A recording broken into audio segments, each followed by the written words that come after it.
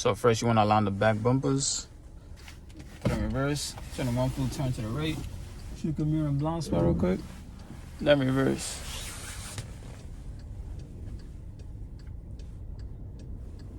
So you want to reverse till you see the V shape in the mirror.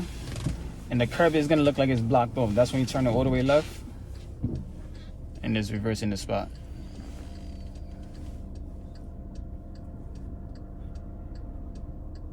So once you get closer, so there's a car behind me, so once you get close, you want to stop, put it in drive, turn it, and then just drive up.